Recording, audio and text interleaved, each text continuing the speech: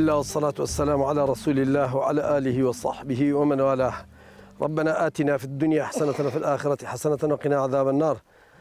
في خوشحالني أمر لقلم برا برزانة لقلم بيا برزانة كجاري كتير بجدار بوين لداناني بردي بناغي مزجود ليش لا جندشكو داركاني كردستان. بتابتي أم جندك إيش لا عالم برزكان وإيش لا زانا شهيدكاني كردستان خلقي إيرب وما مستعمل عمري تيمار خواي جورا بلي خويو كسكاري وأهلي أوايكي برزكاتو للدنيا ودوار رجاء داناني بردي بناغي مزجود يعني بجداري كدن لصدقة جارية لخيرك لودوا هرتشن دزنيجي تياب جيري هرتشن سجدة تياب بري هرتشن ركوعي تياب بري هرتشن ذكر وتسبيحات تياب كري همو أو كسانك بقسيكي خير بپارەیەکی کەم بەپارەیەکی زۆر بە کرێکاریەک بە ئیشێک بەشداریان کردووە هەمویان بەشدارن لەو خێر و نوێژ و ڕۆژۆی کە تیاکرێ هەتا ئەو شوێنە بمێنێ و ئاوادان بێ و ذکر و تەسبیحاتی تیاب کرێ و نوێژ و عیبادەتی تیاب کرێ بۆیە پێغەمبەری خوا صلى الله عليه وسلم فەرمێت من بنى لله مسجدا بنى الله له بيتا في الجنة هەر کەسێک بەشدار بێ لە دانانی بردی بناغی مزگەوتێکا لە دروستکردنی مزگەوتێکا خوای گەورە قەسرێکی بۆ دروست دەکات کۆشکێکی بۆ دروست دەکات لە بەهەشتا دانانی بردی بناغی مزگەوت بردی بناغی مزگەوت دروستکردنی مزگەوت ئیشی پێغەمبەرەکان بووە خوای گەورە لە قورئانە باسی ئەوەی کردووە إذ يرفع إبراهيم القواعد من البيت وإسماعيل ربنا تقبل منا إنك أنت السميع العليم وتب علينا إنك أنت التواب الرحيم مزگەوتی کعبە كإبراهيم وإسماعيل هدو كان بيغمبر بون أو باكو كرة برزا أو وستاو كريكارة برزا يعني أو وستاو شاگردا كأو مزگەوتیان دروست کردووە گەورەترین سەدەقەی جاریە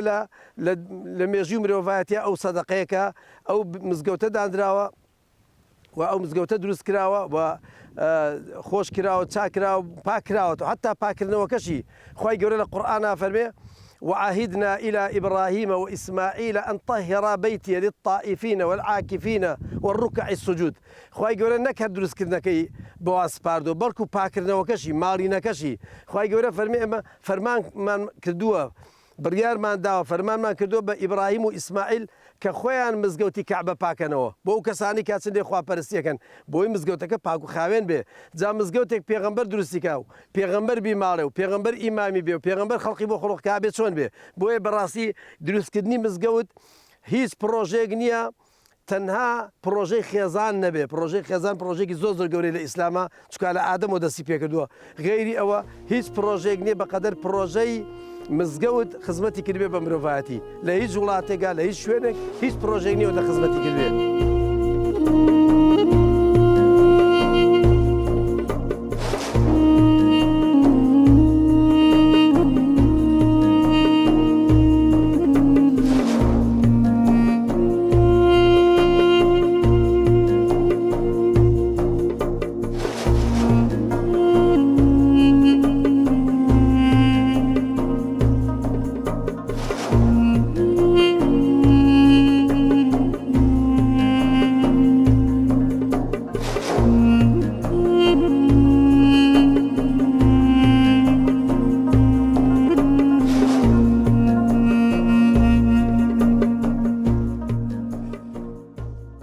بسم الله الرحمن الرحيم الحمد لله رب العالمين وصلى الله تعالى وسلم على محمد وعلى آله وأصحابه وأمته أجمعين. ربنا آتنا في الدنيا حسنة وفي الآخرة حسنة وقنا عذاب النار. إيمان دار خوشویستەکان مسلمانانی هەموو کوردستان مسلمان خێرخوازەکان بەرزەکەن ئێمە لە گوندێکی گوندی پەڵکۆ ئەم گوندە یەکێکە لە گوندەکانی کوردستان بە خۆتان دەزانن کە ئێستا پێویستی بە دروستکردنی مزگەوتە و دەستگای بەخشین یەکێ لەو کارە گەورانی کە پێوەی هەڵدەسێ لە کوردستاندا لە دیهاتەکانی کوردستاندا ئەوەیە کە دەستی کردووە بە دروستکردنی مزگەوتەکان مزگەوت لە ئەو گوندانەی لە ئەو جێگا و گەڕەکانەی کە پێویستیان بە مزگەوتە. ئێستا خەڵکی ئەم گوندە گوندی پەڵکۆ داوایان کردووە کە دەستگای بەخشین مزگەوتێکیان بۆ دروست بکات لە گوندە خجیلەکەیان دیارە ئەم گوندە بەڕاستی کاتی خۆی هەفتا ئۆندە ماڵە بووە حکومەتی باستێکی داوە ئێستا خەڵکەکە بە هەر شێوازێک بێ هاتوون هەوڵانداوە کە ئاودانی بکەنەوە بەڵام مزگەوتیان نییە بۆیە ئێمە داوا دەکەین لە خێرخوازان لە دڵسۆزەکانی کوردستان کە بێن یارمەتیمان بکەن یارمەتیان بکەن بۆ دروستکردنەوەی ئەم مزگەوتە جوانە لەم جێگەدا چونکە بە خۆتان دەزانن مسلمانانی بەڕێز ئەم ملەتی ئێمە ملەتی کورد بەڕاستی خەسەتی چاکەی زۆر هەیە یەکێ لەو خەسەتە چاکانە ئەوەیە سیرەکەن لە هەر گوند و گەڕێکێکی ئەم کوردستانە ئێمە مزگەوتێکی جوان و قەشەنگی تێدا دروست کراوە و لە زۆر شوێنیش کاتی خۆی حوزرەی تێدا بووە مامەسای گەورەی تێدا بووە و هەموو ئەو سەرکردە و کەڵە پیاوانەی کە لە کوردستان دروست بوون هەموو لە مزگەوتەکانەوە لە حوزرەکانەوە دروست بوون بۆیە بەڕاستی پێویستمان پێیەتی کە ئێمە گوندەکانی خۆمان ئاوەدان بکەینەوە بە تایبەتی مە مزگەوتەکان چونکە مزگەوت بەڕاستی ڕۆڵی زۆر گەورە هەیە بۆیە پێغەمبەر ئیسلام دەفەرمێ صلی الله علیه وسلم هەر کەسێک ماڵێک دروست بکە بۆ خۆی پەروەردگار مزگەوتێ دروست بکە خۆی پەروەردگار لە بەهەشتا باوەکو دەفەرمێ وەکو هێلانە قەتێوا بێ یعنی ئەوەندە بچووک بێ دەفەرمێ خۆی پەروەردگار لە پاداشی ئەوە لە بەهەشتا ماڵێکی گەورەی بۆ دروست دەکاتەوە دیارە فەرقی ئەو دوو ماڵە زۆریشە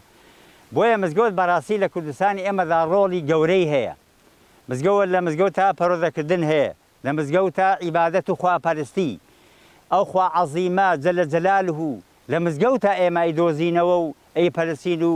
ڕکوع و سوجدەی بۆ دەبین لە مزگەوتە دەناسرێتەوە خوای پەروەردگار شکری ناز و نیعمەتەکان لە مزگەوتە دەکرێت پەرۆدەکردن لە مزگەوتە دەکرێت ناسینەوە یەکتر ناسین و هەڵکردنی کێشە و بێشەکان دەبێت لە مزگەوتە بکرێ بەڕاستی پێگەیاندن تێگەیشتن هەموو دەبێت لە مزگەوتە بێ و کاتی خۆشی پرسە و سەرخۆشی و وەلحاصڵ هەرچی کاری خەیری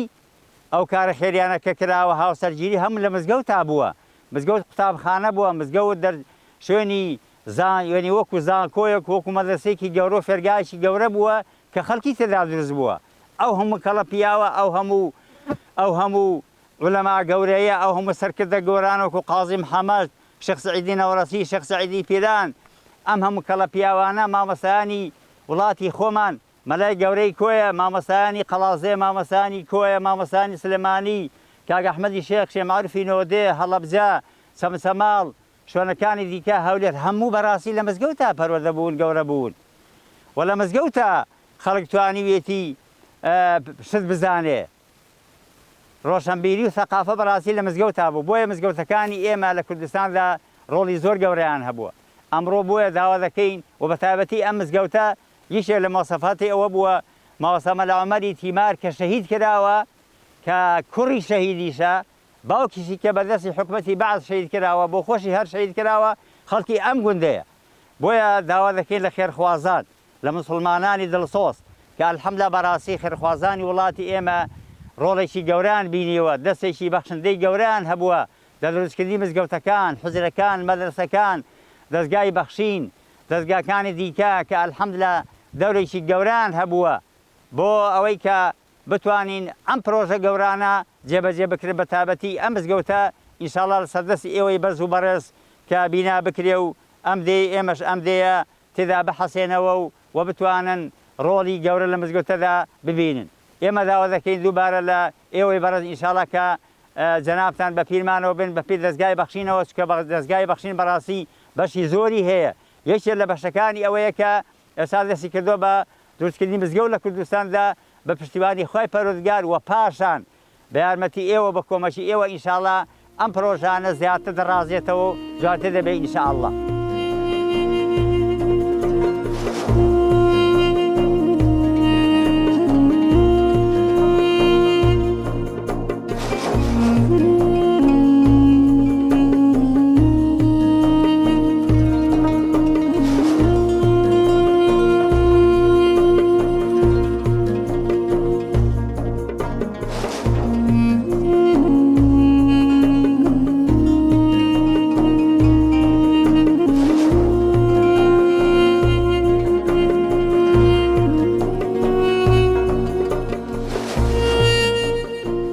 خۆشحاڵم کە بانکێش کراوم بۆ ئەوەی کە بەردی بناغەی مزگەوتێکدا بنرێت لە گوندی پەڵکۆ و دیارە ڕۆڵی مزگەوت لە ئیسلامدا زۆر گرنگی پێدراوە بۆ لەبەرەوە گەر بگەڕێنەوە بۆ ژیانی پێغەمبەری خوا عەلەیهی سەڵات وەسەلام کاتێک کە کۆچی کرد لە مەککەوە بەرەو مەدینە یەکەم جار و یەکەم کار کە کردیان مزگەوت بووە لەبەرەوەی ئەو مزگەوتە توانی مسلمانان کۆ بکاتەوە توانی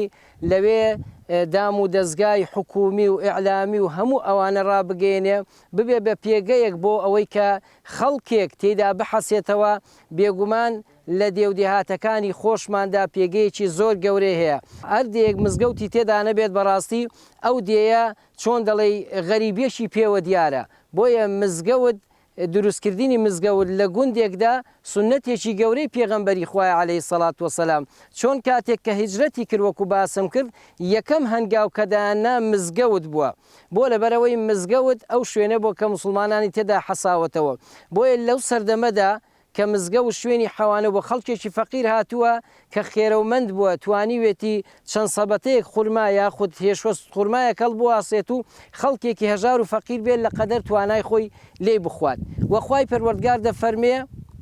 رجال لا تلهيهم تجارة ولا بيع عن ذكر الله بەڕاستی مزگەوت پیاو دروست دەکات من زۆر جارە و قسەیە دەکەم مزگەوت پیاوانێک دروست دەکا تیجارەت و کەسابەت لە زیکری خوای پەروەردگار دووریان ناخاتەوە خەڵکێکی ئەمین و دەستپاک دروست دەکا مزگەوت وات لێ دەکا کە تۆ بەڕاستی ڕجولیەتی خۆت پیاوەتی خۆت بنوێنی بەوەی کە عیبادەتی خوا دەکەی لەگەڵ ئەوەشدا سەغی تەبیعەت دەبی لە ناو مزگەوتدا لە فێربوونت لە ئاەت و فەرمودەکان لە گوێڕالیکردنت بۆ خوا بۆ پێغەمبەری خوا عەلەیهی سەڵات وەسەلام بۆیە من لێرەوە بانگەواز دەکەم بۆ هەموو خوشک و برا خێرخوازەکانمان وەرن ئەگەر بە هەزاری تەبعیش بێ بەشدار بن لە دروستکردنی ئەم مزگەوتە بۆ لەبەرەوەی سنەتێکی پێغەمبەری خوای عەلەیهی سەڵات وەسەلام سەحابەکان لەو سەردەمەدا پارە و پولیان نەبوو بەڵام هێز و قووەتیان هەبوو بەردەست بوون کە توانیان مزگەوتێک دروست بکەن و هەتا قیامەت ئەجر و پاداشتەکەی نەبراوەیە بۆیە لەم گوندە خۆشەویستەشدا ئەگەر هەر یەکە لە ئێمە ئەگەر بە هەزار دینارێکی تەبع بەشداری بکەین دەتوانین مزگەوتێک دروست بکەین سنەتێکی پێغەمبەری خوا عەلەیهی سەڵات وەسەلام زیندوو بکەینەوە بۆی کە خەڵکانێک لەم گوندەدا عیبادەتی خوای پەروەردگار بکات لەگەڵ عیبادەتەکەی خوای پەروەردگار دەکات ئەجر و پاداشت و خێرەکە بۆ هەموو لایەکمان دەنووسێت.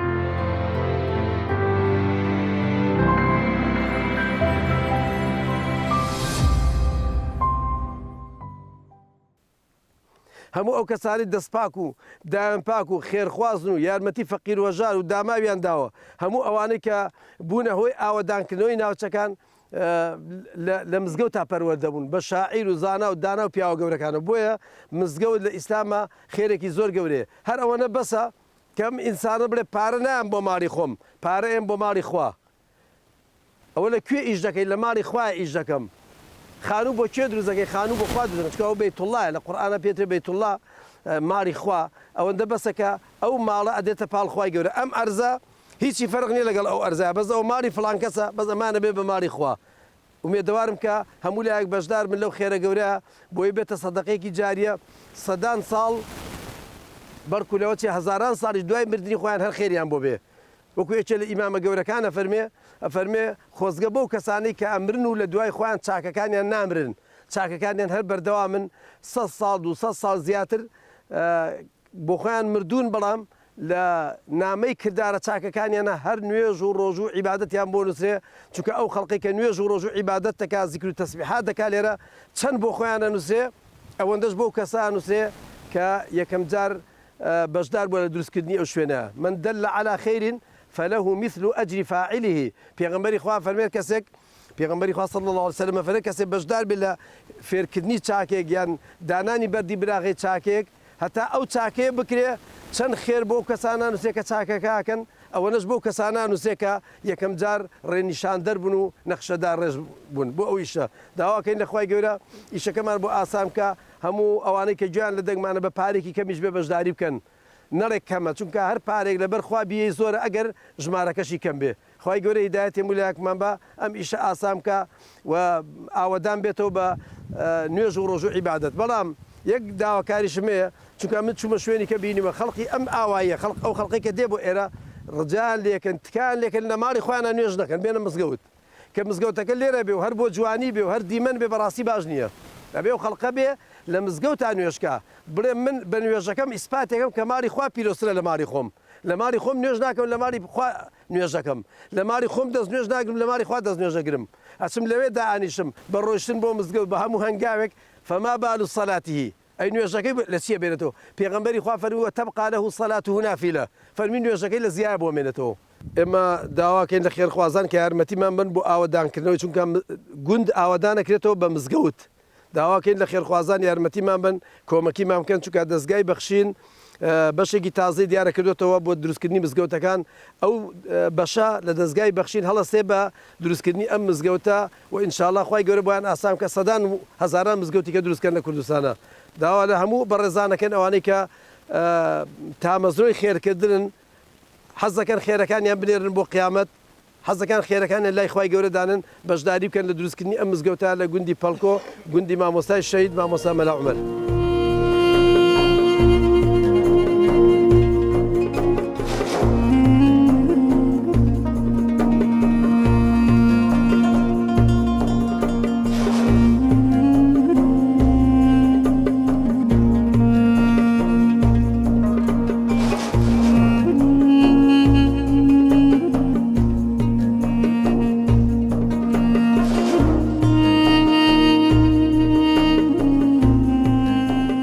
دەستخۆشی لە جەنابتان دەکەم دەستگای بەخشین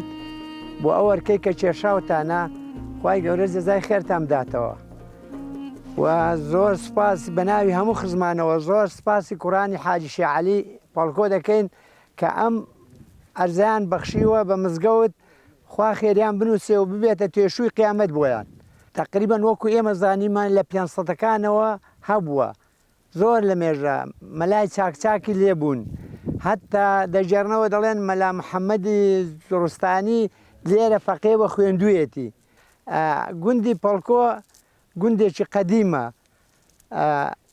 ینی فەقێ و مەلاوشتی وای هەر هەبووە تقریبان 75 ماڵ دەبوو بەڵام ڕژێمی بەعز ساڵی 1970 تێچیدا و ڕوخاندی لەو کاتەیەوە ئەوە ئیشی حکومەتی خۆمان بوو دەبووە مزگەوتمان بۆ دروستکە و مەکتەبمان بۆ دروستکە بەڵام حکومەتی خۆمانی هیمالی کردوین ئەوە ڕوومان لە دەستگای بەخشین کردووە کە ئەو مزگەوتە جوانەمان بۆ دروست بکاتەوانێ و خوا خێریان بنووسێ یا ڕەبی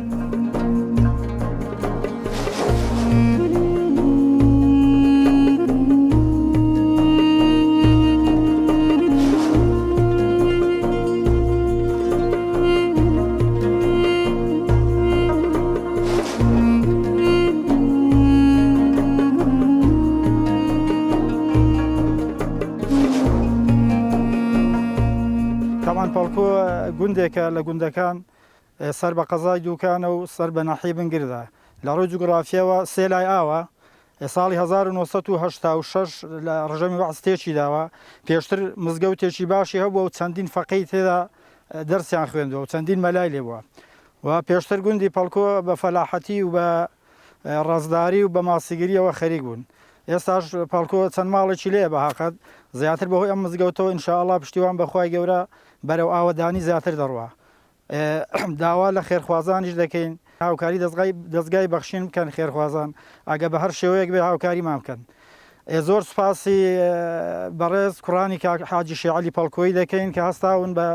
دابینکردنی ئەو بینای مزگەوتەکەی لە عەرزی خۆیاندا و داوا لە خێرخوازان دەکەین پشتیوانیمان لێ بکەن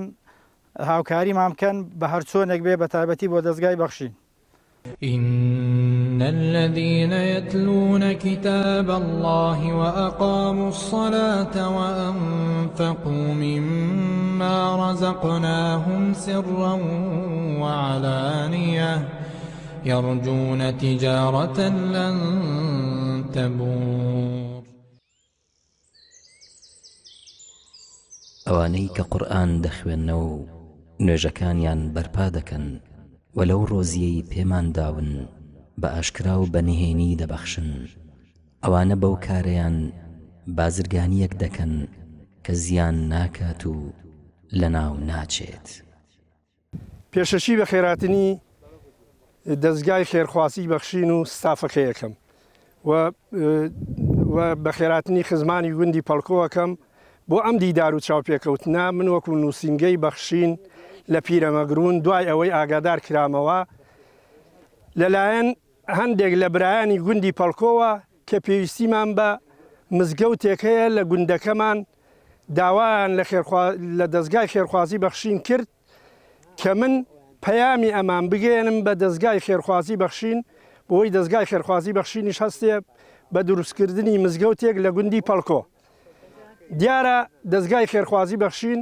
بەدەم داواکاری ئێمە و گوندەکەشەوە هاتن ئێمە لەلایەنی خۆمانەوە دوعای خێریان بۆەکەین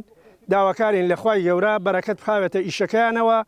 سەرکەوتویان کە سەرفزازیان کە خوای گەورە پشت و پەنای هەموو لایەکمان بێ کە یارمەتی ئێمەیاندا و بە قسەیان کردین و بە دەنگمانەوە هاتن بۆ دروستکردنی ئەم مزگەوتە لەم گوندی پەڵکۆیە. دیارە من وەکو خۆم وەکو نووسینگەی پیرەمەگرون لە دەستگای خێرخوازی بەخشین داواکەم لە خەڵکی مسلمان لە خەڵکی لەو خەڵکانەی کە خوای گەورە ماڵ و دارایی و سەروەتی پێداون بۆ ئەوەی بتوانین بە هەموو لایەکمان بتوانین ئەم مزگەوتە دروست بکەین لەبەر خاتری خوای گەورە بۆەوەی ماڵێک لە ماڵەکانی خوای گەورە ئاوەدان ببێتەوە و خەڵکی گوندی پەڵکۆ خێر و بێری لێ ببینن بۆ ئەوەی تاعەت و عیبادەتی خوای تیا بکەن. بۆیە داواکارم لە هەموو خێرخوازان لە مسلمانان لە کاربەدەستان لە مەسئولین لە ئەو کەسانەی کە دەتوانن یارمەتی خێر بکەن بۆ ئەم مزگەوتە بۆی بە هەموو لایەکمان بتوانین بە پایانی بگەێنین و بیگەێنینە ئەوەی کە مزگەوتەکە بنیاد بنێن بۆی گوندی پەڵکۆ خێری لێ ببین و تاعەتی خوای تیا بکەن